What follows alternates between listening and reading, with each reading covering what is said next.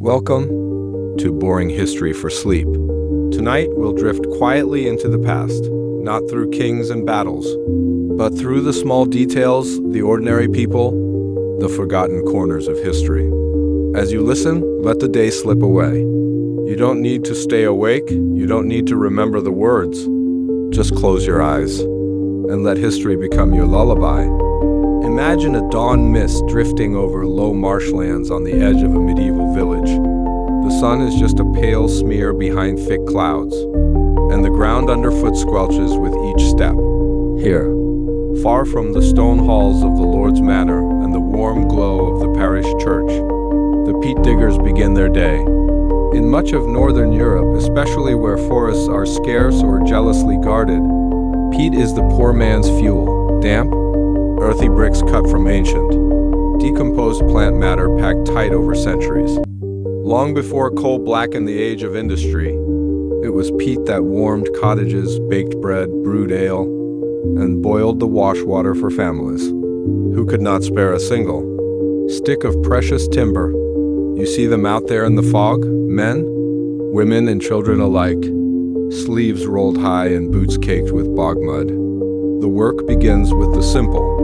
Sturdy spade, a long-handled tool with a sharp, flat blade just wide enough to cut deep into the spongy peat beds.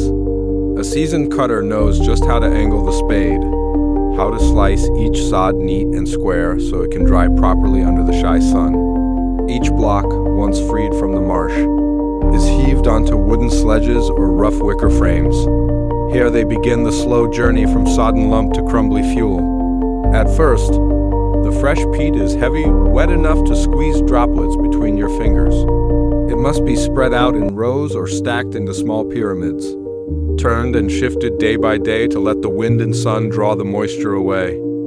A peat bog is a landscape that hides its secrets well. It is quiet, flat, and treacherous if you do not know its moods.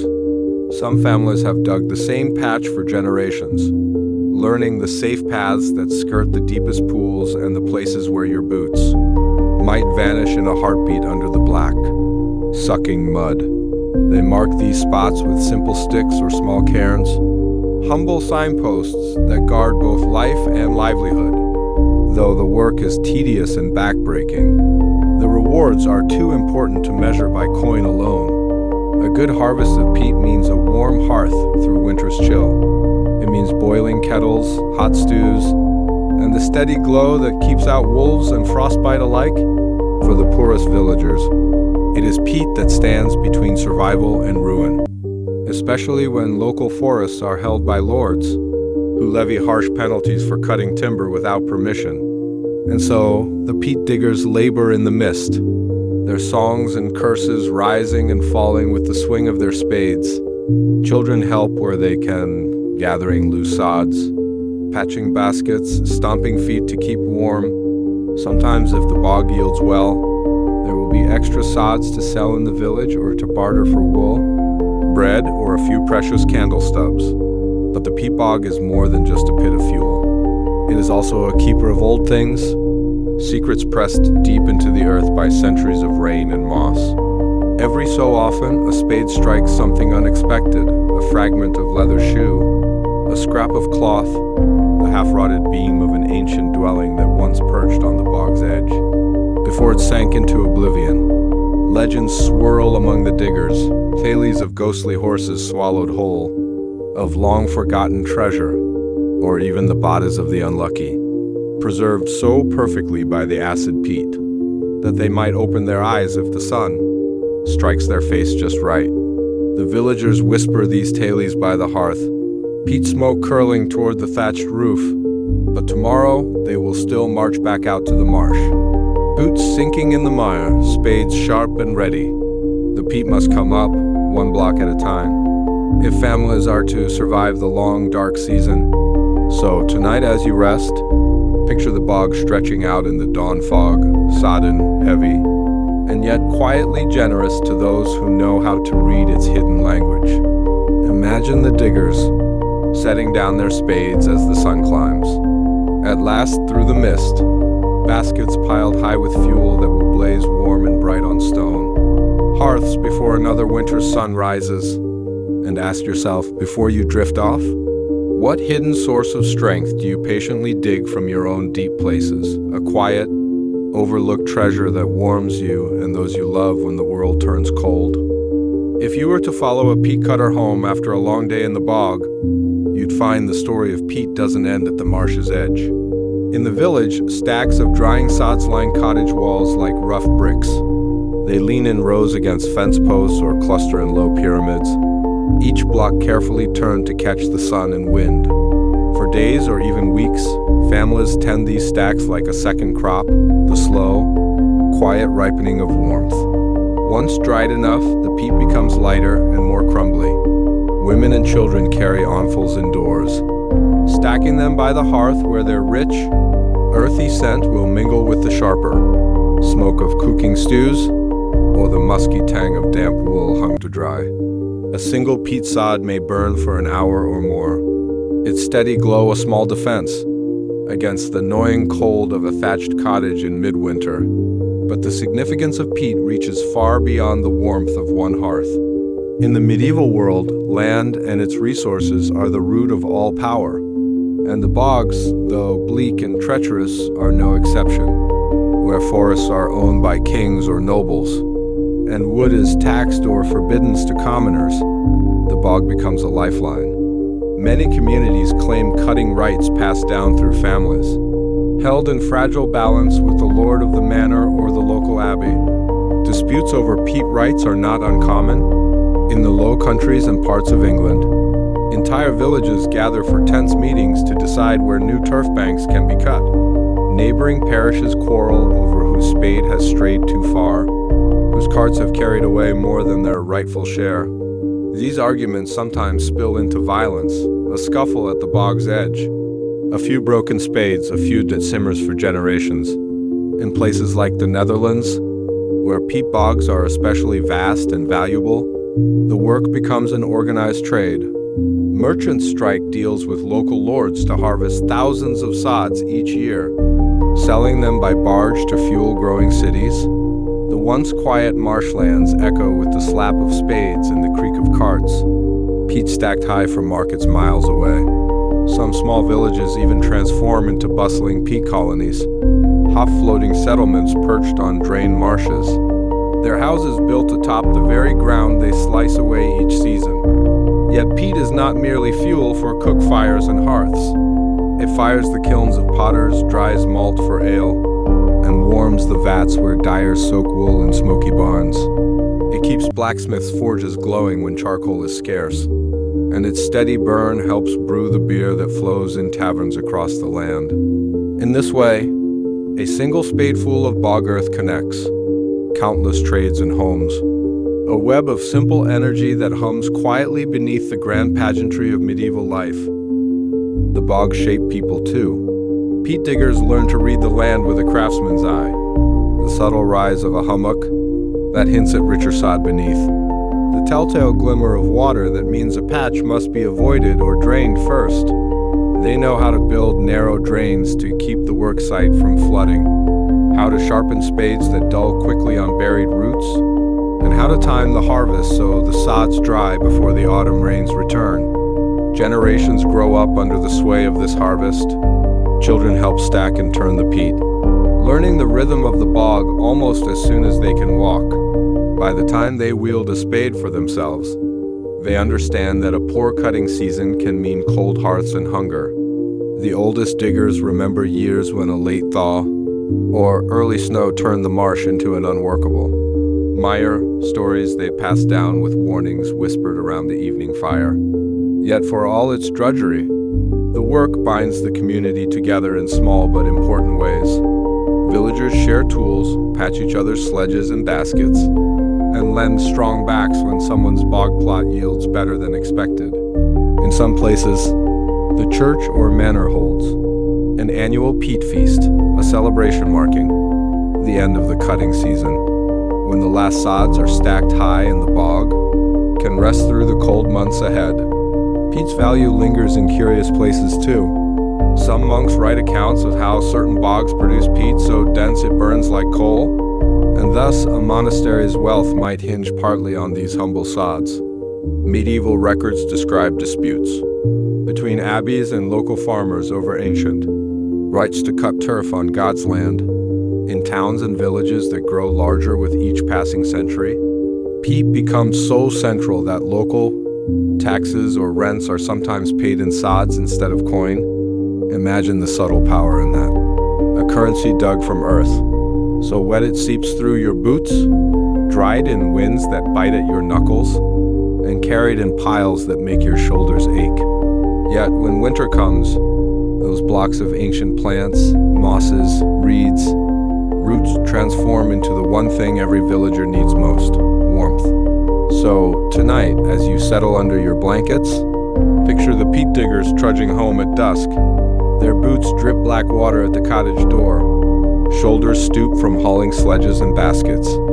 They will stack their harvest with care, each sod a small promise that the hearth will blaze hot when snow drifts against the shutters. And tomorrow, they will return to the bog guided by fog and memory to slice away. One more piece of warmth from the earth's quiet depths. And ask yourself, before you drift off, what part of your own daily labor, muddy, unnoticed, often thankless, becomes a quiet store of warmth for those who share your hearth? Picture the peat bog on the edge of a village in the dead of winter. Frost glitters on the frozen reeds, and a pale sun struggles to lift itself above the horizon. There is no one out cutting now, the ground is too hard, the water locked in ice beneath a crust of hoarfrost. But inside each small cottage, the work of the diggers continues to burn bright. In the stone hearths and clay ovens, dry peat blocks glow with an ember-red heart. They do not flame like fresh wood, nor crackle with sparks. Instead, they smolder with a steady, dense heat perfect for slow cooking stews and for the gentle warmth that keeps families from freezing through long, dark nights. In some villages, a single peat fire will be banked, carefully with ash each night, so that it never goes fully cold.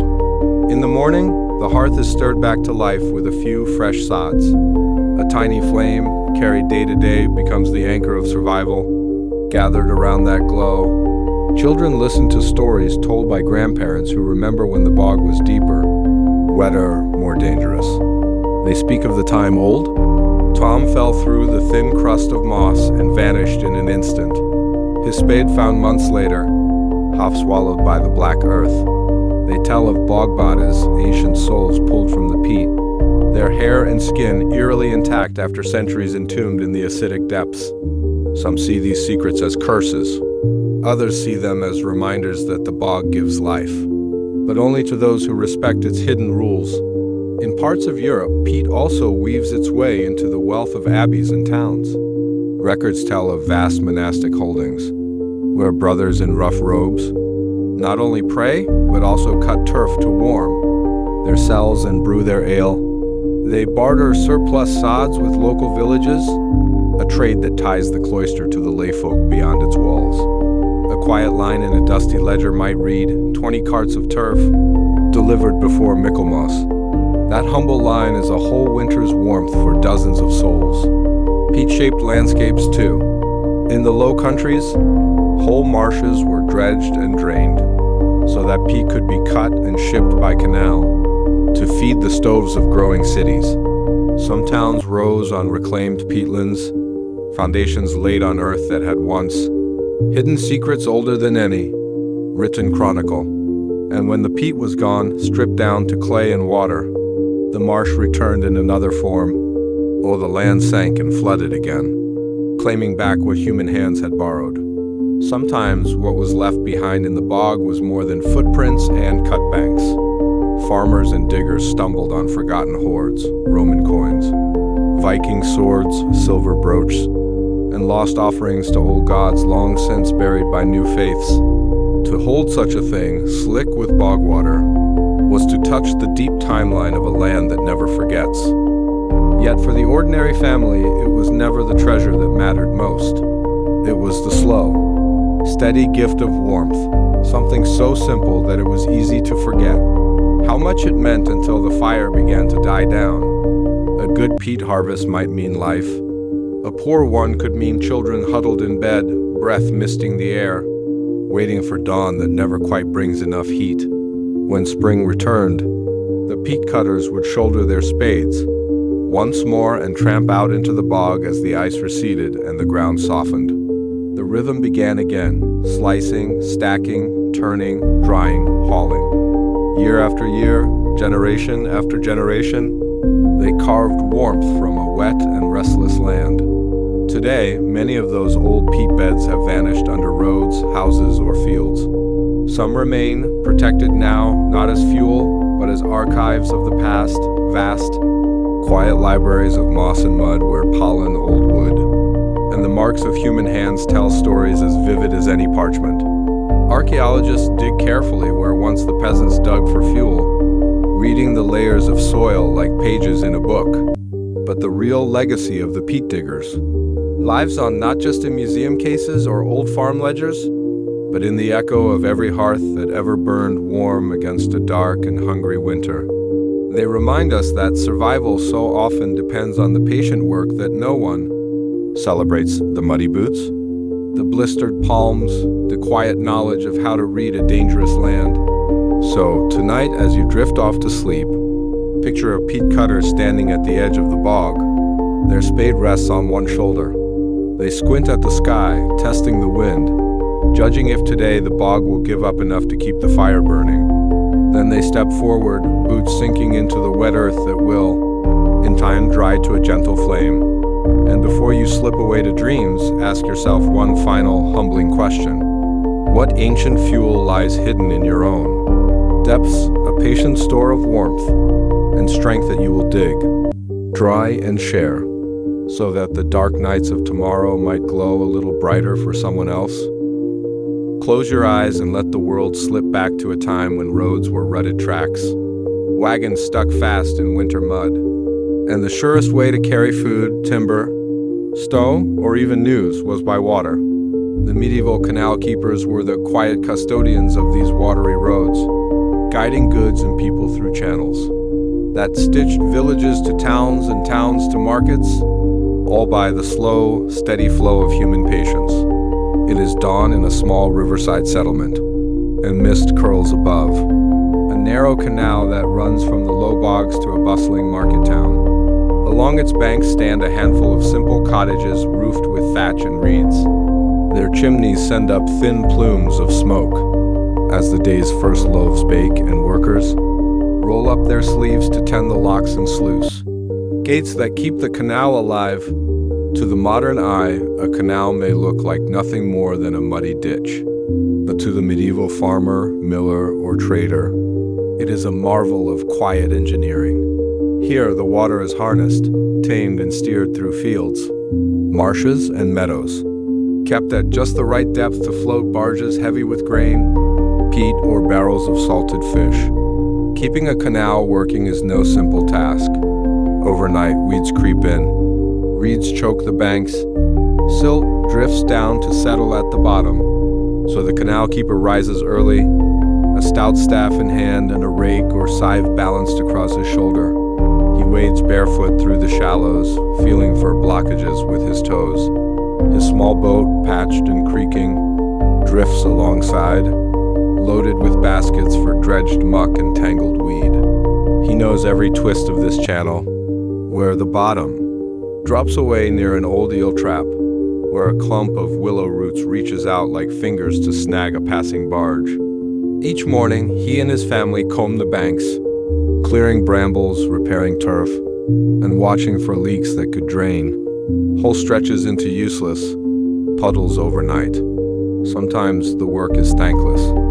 A single storm can undo weeks of careful tending. Swollen streams breach the banks. Muddy torrents sweep away timber footbridges, or a careless barge captain shatters the lock gates with a bump too strong for rotting beams to bear. Yet this watery road is worth every backache and blister. For the farmers upstream, the canal carries wheat and barley to market, sparing them days of bone-shaking cart travel on rutted roads. For townsfolk downstream, the barges bring fuel and food that might otherwise be too costly to transport. A single flat-bottomed barge can carry as much as 50 wagons might haul, floating gently over the slow current that bears the weight with ease. Along the canal banks, whole communities make their lives. Fishermen set traps for eels and perch in the reed beds. Washerwomen kneel on rough boards, their arms deep in the cold flow, soaping linen that flutters like white flags on the bank. Children lean over the water, giggling at passing barges, while their fathers trade gossip with bargemen who drift down from towns many days away. The canal keeper stands in the middle of it all, part steward, part watchman, part negotiator. He knows whose barge is due when, which fields will flood if a gate fails, whose cows have strayed too close to the muddy banks. He carries news with him too, small things, whispered along the water, how the miller's wife fell ill, how the next village plans to repair their section of the channel, how a shoal of good fish might be caught in the backwater pool beyond the bend. And as dusk settles in, the keeper leans on his staff and watches the last barge drift past, its lantern swinging gently in the growing dark. He listens for the soft rush of water through the lock gates, for the creak of timber settling, as the level drops just enough to keep the flow steady through the night. For the people who live along this ribbon of water, the canal is more than a route. It is a lifeline, a bond that ties field to market, village to city, and family to family in ways no muddy road ever could. So tonight, as you settle into your own warm bed, picture the quiet canal under the moon, reeds whispering along the bank, the water dark and deep, carrying not just goods but the patient labor of generations who tended its muddy course. And ask yourself before sleep finds you, what slow, winding current runs through your life, an unseen channel that carries the weight of your daily burdens, while binding you quietly to those you may never meet. If you could stand on a towpath beside a medieval canal at mid-morning, you'd hear a low, steady hum, the creak of timber hulls brushing the banks, the splash of long poles stirring the shallows, the clop of hooves on muddy towpaths as draft horses drag barges slow and steady along the water's edge. The canal is alive, a road without ruts or brambles, carrying the heartbeat of trade between field and town. The keepers know that these watery roads are as fragile as they are vital. A single broken sluice can starve a whole length of canal of water, stranding barges in the muck. If reeds and rushes choke the channel, cargo drags aground before it reaches the next lock. The keeper's life, then, is one of constant watchfulness, a guardian against neglect, flood and drought alike. For the bargemen who navigate these channels, the keeper is both a helper and a quiet authority. His word can settle a dispute over whose barge takes the lock first or whether a heavy load will risk breaching the banks. He knows the depth of every stretch, where an old submerged log waits to catch an unwary hull, which curves need an extra push with the pole. Imagine for a moment the life of a canal barge family. Husband and wife stand barefoot on the flat deck, guiding the barge with poles or ropes looped over weary draft horses. Their children play at the prow, eyes watching for shoals or floating branches that might snag the keel. They sleep on board, wrapped in rough blankets, a simple lantern swinging from the beam overhead. When they reach a lock, they tie up their ropes, share bread and cheese with the keeper's family, swap gossip from distant towns, then drift on again with the steady push of the current. The cargoes they carry are humble, but life-sustaining: sacks of grain from the inland fields, barrels of salted herring from coastal towns, peat bricks for hearths where forests are scarce. Sometimes there are timber beams floated down to rebuild a mill after a fire, or baskets of wool bound for a weaver's shop. Every sack and barrel depends on the canals. Quiet order, the depth that floats the load, the locks that lift or lower it, the keeper's unseen hands clearing weeds before they can tangle a rudder. So tonight, as you let the world soften behind your eyelids, picture that slow drift of barges under a low sky. Hear the hush of water brushing reeds and the distant call of a bargeman to his horse. And ask yourself, before your thoughts slip down their own winding channel, what humble system do you tend? perhaps unseen and taken for granted, that carries life's daily burdens for those who trust you to keep the current flowing true. Picture the canal on an early spring morning. Mist curls above the water, the banks glisten with dew, and the first barge of the day creaks through the lock like a giant waking from sleep. The keeper stands at the gate lever, hands rough from years of pulling timbers and clearing reeds. He listens to the low rush of water pouring from one level to another, a sound as steady as a heartbeat. For centuries, these slow, muddy channels were the arteries of trade and survival. Even before proper roads linked villages and towns, canals stitched the medieval landscape together, while kings squabbled over borders and nobles rode across muddy fields. The canal keeper carried on with his work, dredging silt, patching leaks, sharing news from the far side of the water. It was the canals that brought grain from inland farms to city bakers, peat and firewood to hearths where forests had long been stripped bare, stone for cathedrals that rose skyward, brick by slow brick. They carried salt and cloth, beer and fish, carrying wealth in quiet drifts that made. Market squares bustle and taverns fill with warm talk. In this final stretch, we see how the keeper's work shapes more than just the trade routes.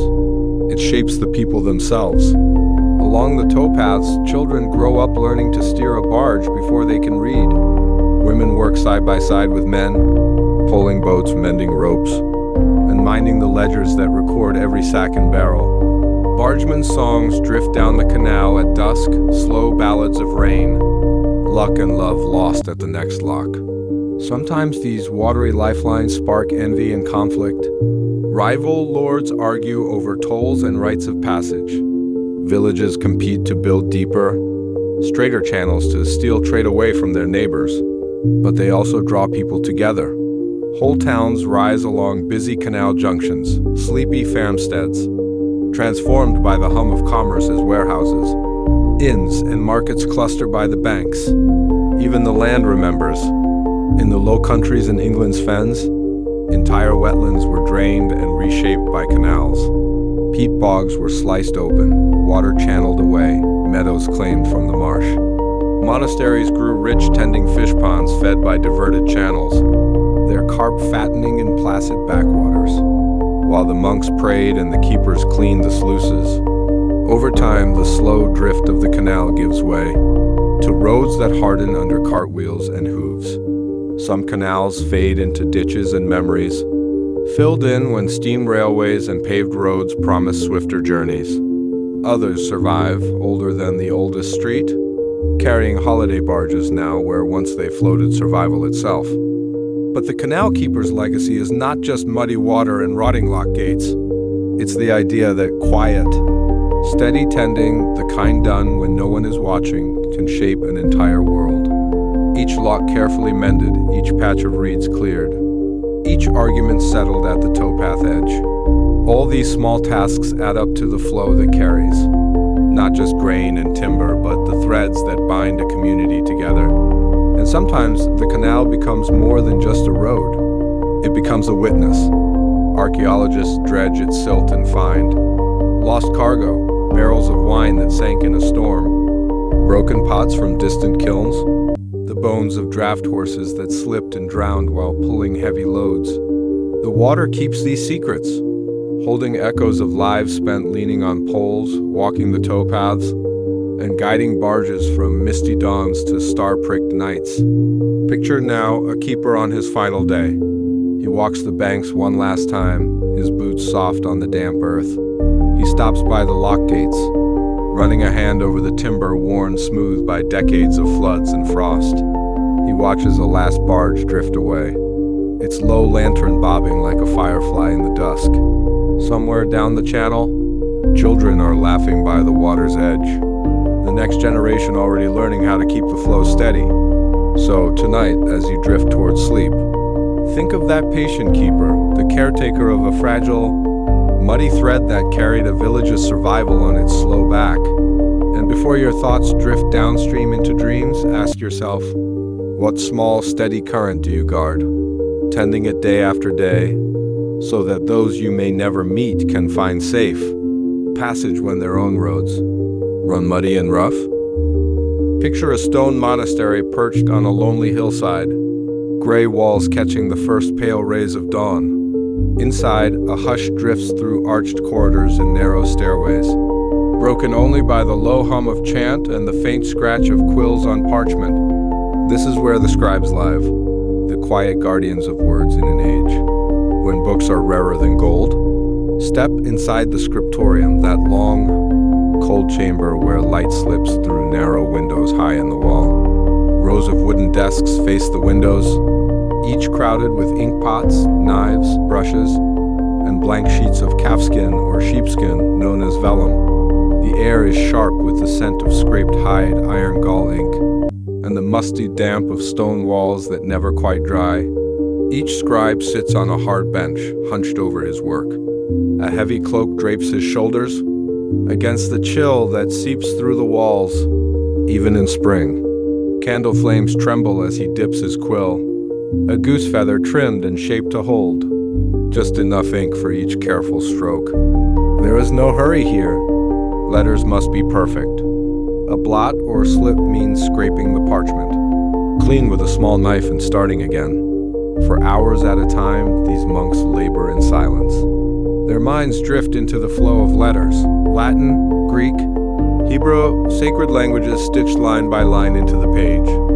Many copy ancient texts so old that the originals crumble if handled too often. Each new copy is both a gift and an anchor, holding knowledge safe in an age when flame, damp, or war could erase a library in a single terrible night.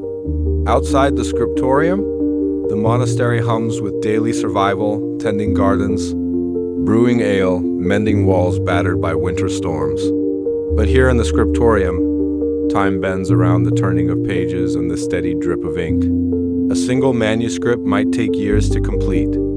Some works require more than one scribe, one to lay down the text, another to add rubrics and flourishes in red ink, and yet another to illuminate pages with gold leaf and pigments ground from precious stones.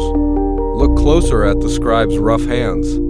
The ink stains never fully fade, even when he washes before supper. His fingers are often cramped and cold, the joints stiff from long hours holding the quill just so. His eyes water in the dim light, but he presses on, driven by the belief that every word copied is a spark, carried forward through the darkness of ignorance and ruin. Not every scribe works on grand Bibles or psalters for wealthy patrons. Some copy local charters, land records, or mundane letters that tie the monastery to its tenants. A single mistake can lose an acre of land or start a dispute that lasts generations. So every mark must be true and unbroken. Chain of trust from pen to parchment to the world beyond these quiet walls. Yet even in this cloistered hush, the outside world slips in. News of a village burned by raiders, a famine that sends ragged peasants begging at the gates, rumors of new kingdoms rising or old ones falling. All this is spoken in the scriptorium's whispers, carried on the cold air with the smoke of tallow candles. The scribe listens, dips his quill, and lets his mind settle again on the page. And when night falls, the work does not always stop. A few more lines by lantern glow. A few more letters shaped before the body gives in to sleep. Somewhere far away, a king or scholar waits for this book. Somewhere in the distant future, a reader, perhaps you, will hold the knowledge that would have vanished if not for this hooded figure bent over his desk in the flickering dark. So, tonight, as you let your eyes drift closed, picture that quiet stone chamber, the scrape of quills, the soft breath of monks chanting a psalm under their breath, the fragile parchment cradling words that survived plague, fire, and war. And ask yourself, what precious story, half forgotten and fragile, are you quietly copying line by line into the life of tomorrow, hoping it will survive the centuries to come? If you could stand at the elbow of a medieval scribe, you'd see more than lines of tidy Latin on a page. You'd see the hidden seams of a world held together by ink, patience, and the stubborn will to remember. The scriptorium is not just a room. It's a fragile archive of survival, shaped by human hands that tremble under candlelight. yet leave marks that echo for centuries. In this cold chamber, each desk becomes a tiny fortress against forgetfulness. By day, the scribes copy great works of faith, Bibles, psalters, homilies, but they also tend to other treasures. Histories of old kings, whose bones rest under mossy stone. Lists of landholdings and tenants that decide who tills which field. And medical texts brought from faraway places. Their pages a jumble of Greek, Arabic, and Latin. These precious books travel far before they find a resting place. A single manuscript might cross Europe in a mule's saddlebags, from a monastic library in Spain to a scholar's desk in Paris. Some are gifts exchanged between abbeys, tokens of trust that link scattered monasteries into a hidden network. Others are ransomed back after raids, monks, paying coin for the return of a stolen codex, the loss of which would be felt as deeply as the burning of their chapel. Sometimes the words themselves must be protected by code. In the margins, a careful scribe may slip in tiny notes, reminders to future readers, private jokes to break the tedium, or stern warnings not to alter a line. A forgotten footnote here, an odd scribble there, becomes a tiny spark of humanity that outlives its author. A student centuries later might smile at a line. The ink is bad, the day is long, and I am so very cold. Some scribes are renowned for their flourishes. Delicate vines twining up the page edges, flowers blooming between paragraphs, tiny dragons curling around the first letter of a psalm. In one corner, a master illuminator lays down gold leaf, polishing it with a dog's tooth until it gleams in the dim light. These bright touches are more than decoration. They hold the reader's eye and heart, pulling attention back to the text when weariness threatens to cloud the mind. Yet for every scribe who becomes known, dozens remain nameless. Their signatures are hidden in the scripts they learn, insular hand in Ireland, Carolingian minuscule in a Frankish abbey, Gothic hand in a cathedral scriptorium. A scholar centuries later may trace the curve of a letter and know, this hand belonged to Brother Simon. But Simon himself never claimed fame. His work is his legacy, a bridge of ink across time. Outside the walls, the world shifts restlessly. Plagues sweep through villages, snuffing out voices faster than any quill can record. Fires rage through libraries, charred shelves and ash floating like black snow. Wars topple kings and scatter monks, sending them fleeing into the hills with books hidden under rough woolen cloaks. Many manuscripts are lost forever, burned, buried, eaten by damp. But enough survived because somewhere a scribe refused to let the words die. In some corners of Europe, scribes go beyond copying. They translate and transform. Ancient Greek treatises on medicine, geometry, and astronomy flow through their hands into Latin, and later from Latin into local tongues.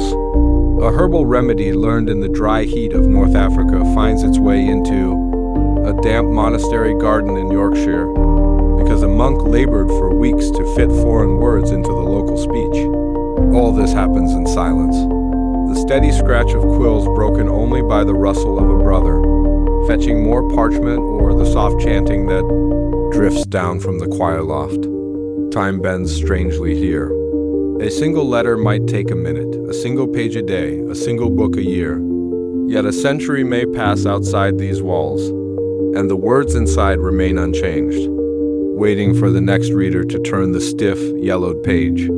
If you could lift one of these books, its leather cover rough and creased, its clasps stiff with tarnish, you would hold not just words but lifetimes. Each letter holds the breath of the scribe who shaped it.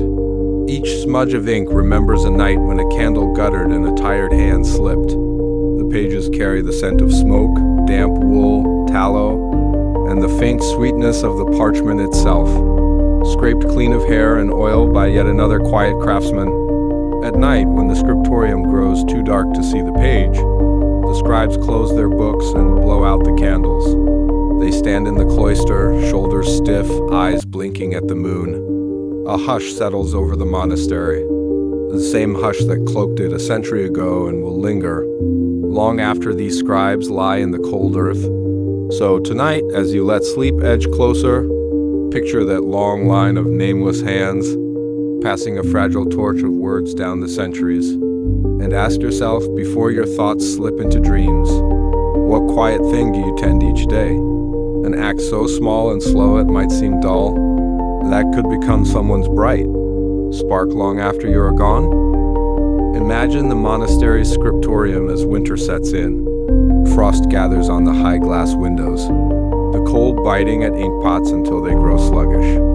Even wrapped in wool cloaks, the scribe's breath curls in ghostly wisps as they bend over their desks. The scratch of quills slows in the brittle air, but it does not stop. For these men, to stop is to let darkness swallow light. By now, their shoulders ache from hours spent hunched forward. Fingers grow rough, cracked, ink-stained. Eyes water from the constant flicker of candles and the dim gray of cloudy daylight. Yet each mark of the pen is an act of hope, a belief that this word, this sentence, this line might carry the wisdom of centuries forward, surviving fire, flood, and the erasing hush of forgetfulness. In one corner, a master illuminator works beside a junior scribe. Together, they bring a single page to life. The older monk laying gold leaf, with careful strokes, the novice filling in the delicate vines and tiny saints. When they finish, the page glows in the candlelight, a jewel among blocks of black ink. That shimmer might catch the eye of a bishop decades from now, or a young scholar centuries later, and draw them back to read each precious line elsewhere. An old scribe copies a saint's life story, a tale that crossed seas and kingdoms before arriving here.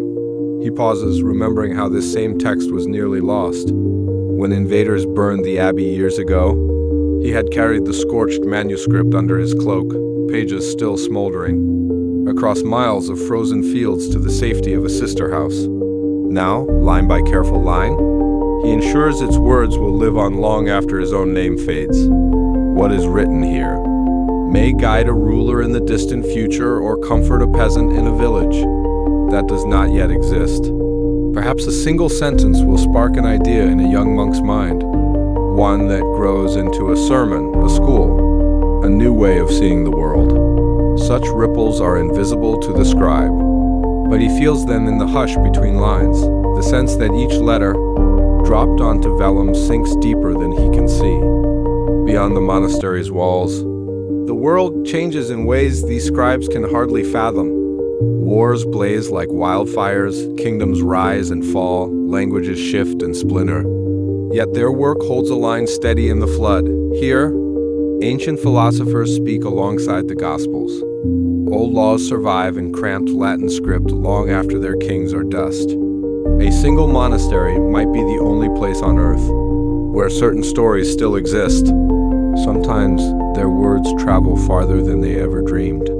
Centuries later, explorers will carry these texts on ships to distant continents. Scholars will unroll brittle scrolls or crack open ancient bindings, their fingers tracing the same letters made by these hooded monks in flickering candlelight. A single passage, copied faithfully through centuries of cold and ink stains, will spark 1,000 other books, lectures, and ideas. Yet the scribes do not know this. They know only the page before them, the smear of ink if they press too hard, the rough spot on the parchment where a calf scar interrupts the smooth grain, the gentle burn of the lamp oil in their throats. They know that when their eyes grow too tired to focus, they must stand and walk the cloister. They know that when their eyes grow too tired to focus, they must stand and walk the cloister, reciting psalms to keep the mind clear. They feel the ache in their bones, but they return to the desk because each line left unfinished is a gap through which memory might slip away. There are nights when storms lash the walls, thunder cracking over the hilltop like the drums of distant armies the scribes work on. Sometimes they think of the books that did not survive, scrolls fed to flames. When conquerors demanded tribute, charters torn up by greedy barons, libraries toppled by fire or flood. They know each fragile sheet before them could meet the same fate. Yet they copy each line as if it will last forever. In the margin of a half-finished page, you might find a tiny note, "Pray for me, for my hand grows weak." or this book is done. Thanks be to God, these are the only traces of the people behind the words. No grand monuments mark their graves. No statues stand in the village square. Yet, when plague or war sweeps through, it is the scribes' books that remain to remind the living of what came before. Sometimes a single book carries within it the layered voices of generations. One scribe begins the work, another finishes it decades later. Margins fill with corrections, additions, and new commentaries. The text becomes a conversation, across centuries, a dialogue, carried on by hands that never meet. When at last a manuscript is complete, it is bound between wooden boards, covered in tooled leather, and clasped shut with brass or iron. The book may travel, by mule, cart, or ship, to the library of another abbey, a cathedral, or a noble patron who keeps it locked in a chest. In the deep winter nights, it waits in the silence for a new pair of eyes to open its pages. And so the words survive, the stories of saints and kings, the lost philosophies of Greece, the healing secrets of herbs, the laws that shape a realm. They survive because, for a moment in time, a scribe bent low over his work and believed that preserving them mattered. That Sunday, someone would need these words more than he needed warmth or rest. Long after the quills have turned to dust, the manuscripts remain. They sit now in archives and libraries behind glass, yellowed pages marked by the careful hands that shaped them. Scholars pore over these letters by lamplight, tracing the shapes that once flowed from a cold, patient scribe's pen. In these quiet relics we hear the echo of chanting in the scriptorium, the whisper of parchment turned under stiff fingers, the soft prayers breathed over a line done well. So, tonight, as you drift toward sleep, picture the final flicker of candlelight in a stone chamber, where the last word has been copied, the final letter laid down like a seed buried in the dark. And before you slip fully into dreams, ask yourself, what seed are you planting today, small, ordinary? Maybe dull, that might grow roots deep, enough to hold fast when the storms of tomorrow come? Picture yourself in a narrow medieval street at midnight. The moon hangs low, caught behind a scrim of smoke drifting from countless hearths. Most honest folk are asleep behind stout wooden shutters. But here, in the crooked alleyways behind guild halls and taverns, a few figures move by lantern light, the night soil men, dragging their rattling carts and empty barrels from door to door. In the daylight, these men are invisible, or worse, shunned and cursed for the stench they carry. But come nightfall, they become the unspoken guardians of a city that might drown in its own filth without them. In the Middle Ages, a town's waste did not vanish down hidden pipes. There were chamber pots in every room, buckets tucked into corners, latrines perched precariously over rivers and streams. If you were poor, you might empty your slops directly into the gutter, running down the street's middle, that shallow ditch lined with rotting straw and rainwater that always seemed to flow too slow. But for the great houses, the crowded inns, the bustling merchant yards, there was the night soil man. He came when the city slept. He shouldered heavy barrels on his back or wheeled, creaking carts through the sleeping maze of streets by the light of a single lantern swinging from his pole. He stopped at every yard gate, every privy pit, every cesspool hidden behind a timber wall. It is dirty work, so dirty that in some towns, these men live outside the walls altogether, in ramshackle huts near the fields where they dump their loads. The stench clings to their hair and clothes. Children taunt them in daylight, but they know what few care to admit. Their labor keeps plague and pestilence from breeding in the city's very bones. Stand close enough, and you'll see how clever they are. A good night soil man knows every twist of alley, every shortcut to a yard whose pit fills quicker than its owners will admit. He can tell from the smell alone when a cesspool wall is about to fail, threatening to spill waste into a cellar or flood a merchant's storeroom. He knows where the ground is soft enough to bury a load, or where a farmer will pay him a coin to spread the rich muck as fertilizer. By law, some cities demanded that waste be carried far beyond the gates. dumped in deep pits or scattered over fields, well away from the water supply.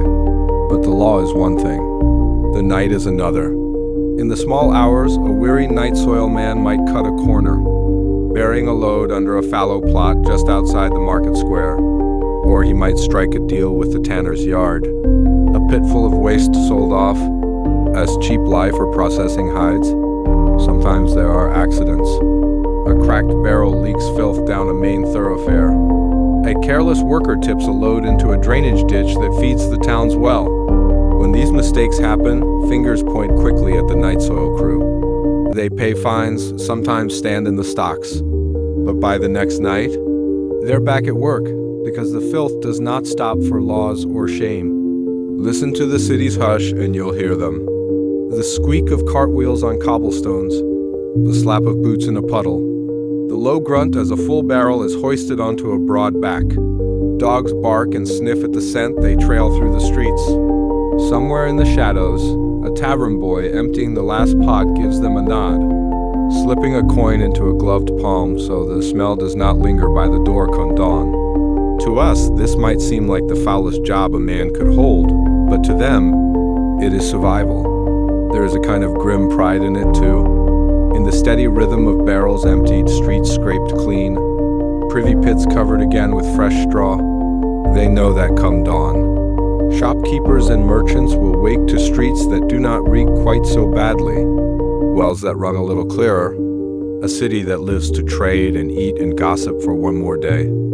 So, tonight, as you settle deeper into sleep, think of that quiet procession, moving through the blackened alleys, the glow of a single lantern, the creak of cartwheels, the low whisper of men who bear the city's waste, so its people can breathe easier by morning. And ask yourself, before your thoughts slip away, what burden do you carry in the dark, invisible to others, but so vital that the world would falter if you let it fall? By the flicker of lanterns swinging from crooked poles, the night soil men ply their hidden trade. If you could follow them tonight, you'd find yourself drifting behind a slow procession of carts, wooden barrels sloshing as they jolt over cobblestones. The air is sharp, wet, and rank, yet to these men, this is the scent of bread on their table, boots on their feet, and children fed through the long, lean months. Few people linger to watch them at work, but the city's life depends on these nightly journeys. Imagine what would happen if they stopped. The privy pits would overflow in a week. Alleys would reek so fiercely by day that traders could not sell meat or bread for the swarms of flies. Wells would sour. Rats would multiply. Sickness would blossom in every damp corner where waste seeps into cellars and storerooms. So the night soil men become a hidden link in a fragile chain of urban survival. Many of them belong to tight-knit crews, sworn brothers of filth. They share tricks, how to lift a barrel without spilling half the load, how to patch a cracked cartwheel with a length of rope and a rag, how to spot a weak privy wall that might cave in on a careless worker. Some cities grant them grudging respect, paying them a small wage or forgiving certain taxes. Others treat them like outcasts. They work when honest men sleep, spend their earnings in alehouses that overlook their stench, and often live together on the town's edge in rows of rough huts. Their families, too, bear the burden, the smell clinging to blankets and boots, children teased for their father's trade. Yet for all the filth, these men are problem solvers. In medieval London, records show that they organized themselves into teams, bidding for the right to collect waste from certain streets or districts. The most reliable crew would win a contract, competing with rival gangs who might undercut their price or sabotage, a cart to win the work for themselves. Conflict flares when city rules clash with their need to survive. When the town council demands that all waste be carried 2 miles outside the walls, but the cart wheels splinter on frozen ruts, what can they do? Sometimes they bury their loads just beyond the last row of houses, a shallow pit dug under cover of darkness. The farmers who wake to find fresh manure on their fields don't ask many questions. Waste means fertile soil, better crops, more bread to sell, and so a quiet barter grows between those who make the waste and those who need it.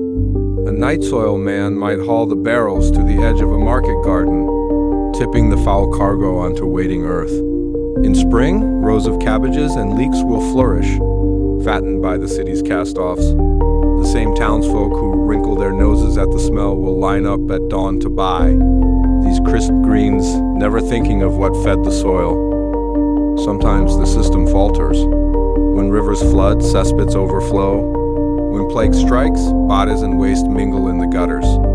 Then, the night soil men work double, digging fresh trenches for burial, shoveling out infected pits, hauling more loads than their backs can bear. They catch the same diseases that sweep through the slums, their lanterns flickering in the haze of sickness that clings to every damp wall. Still, the work goes on. They adapt as cities grow. In some places, simple wooden privies give way to brick-lined cesspools, deeper and more stable, but deeper means more dangerous. A slip on a damp ladder can drown a man in his own cargo. Some wear ropes tied around their waists when they climb down to clear blockages by hand. A lantern perched at the edge of the pit casts a small, trembling light on a world few dare to look at. For those who live by the river, there is another trade. The waste flows into the streams, at power mills and supply drinking water. People argue endlessly about where the waste should go, whose fields can bear it, whose wells must be spared.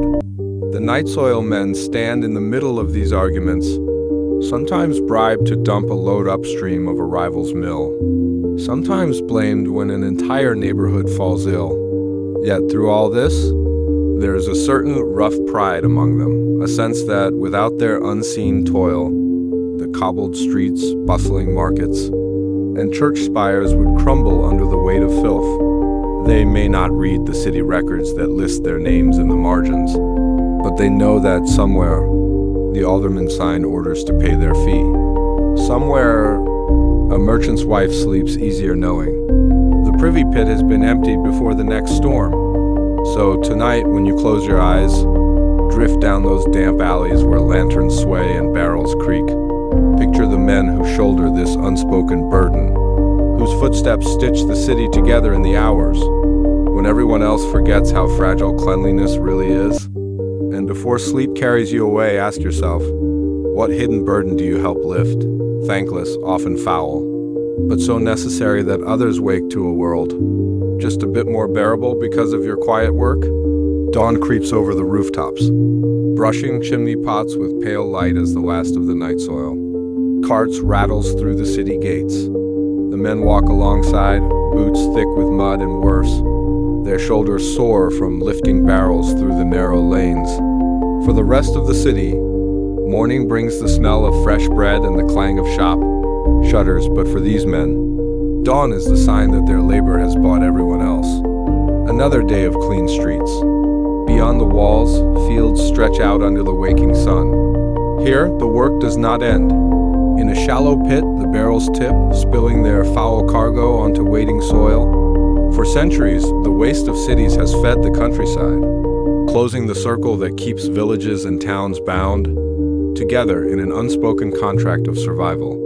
In some places, this trade becomes an organized industry. Medieval farmers know the value of night soil. They watch the waste collectors approach with wary respect. No one likes the smell, but everyone knows its worth. Rich soil yields bigger turnips, greener cabbages, healthier flocks that graze on the new shoots. A successful harvest means fewer hungry mouths in winter and a market stall full of goods come spring. It is easy to forget in our clean modern cities that a medieval town teetered always on the brink of disease. The same waste that feeds fields can poison wells if not carried far enough. A careless leak in a cesspool might seep through the ground, fouling the stream that powers the mill or fills the village buckets. So the night soil men become, in their own unspoken way, guardians of a delicate balance, a muddy borderland between survival and plague. Look closer at their daily routines, and you'll see small moments of quiet resilience. A father trains his son to lift the barrels just so his back doesn't break before 40. Two brothers patch the cart's wheel with scraps of iron. cursing softly when it splits on frozen ruts. After a long night, they eat bread and cheese by the roadside, wiping their hands on rags stiff with old muck. Their eyes drift toward the city walls behind them, tall, proud, but fragile without the filthy work they do in its shadows. Inside the walls, shopkeepers complain about the smell that lingers on the cobbles. They pass ordinances to regulate when and how the waste is collected, midnight to dawn only, never near the guild halls before market day, and always carried far beyond the walls. Yet when the city expands, new houses squeeze closer to the dumping fields. Complaints rise again, the smell, the flies, the fear that a heavy rain will wash waste right back into the new wells. And so the cycle of argument begins anew, city and countryside locked together by a problem no one wants to see. Over centuries, some cities try to solve this hidden burden with clever ideas. Engineers design deeper cesspits with brick linings, hoping to keep waste from seeping into basements. Wooden pipes are laid underground to carry refuse farther from town, though they leak and clog and burst in cold weather. Later still, rudimentary sewers appear, but even then, the night soil men remain. Pipes carry only so much, and someone must still climb down to dig out the clogs, the half-rotted sludge, the unmentionable lumps that cling stubbornly to stone walls. So the night soil men persist, a brotherhood of foul laborers, moving between dusk and dawn, patching the leaks that others fear to face. They bear the city's filth, yet they stand at its roots, feeding the soil that feeds the people who build the walls ever higher. They know, though no one says it aloud, that their work is the thin line between thriving and pestilence. And sometimes the filth hides more than just waste. Lost coins glimmer at the bottom of a pit. A ring slipped from a nobleman's finger, dropped into a privy by accident, finds its way to a night soil man's hand when he skims the sludge into his cart. There are tales of hidden secrets, scraps of parchment tossed away in haste, messages that should have burned, found instead by a worker with a sharp eye, small fortunes, dark secrets, discarded stories all drift through the barrels they haul each night. When dawn finally brightens the streets, the night soil men vanish into the alleys and fields, carrying the stink of the city with them. They are invisible by day, their work done. The baker needs dough and clean air. The merchant haggles over bolts of wool on a street no longer choked with filth. Children chase chickens past the gutters that were scrubbed clean while they slept. So tonight, as you settle deeper under your blankets, think of those hidden hands, pushing creaking carts along, midnight roads, the low whispers, the slap of boots in mud, the slow, unseen labor that makes the waking world bearable. And before your eyes close for good, ask yourself, what quiet, unpleasant burden do you shoulder? Never celebrated, never praised? That still helps a small part of the world breathe easier tomorrow. And so, another quiet story of the past fades into the night. If you are still awake, let your eyes close now. If you are already dreaming, then may your rest be deep and gentle. This was Boring History for Sleep. Until next time, good night.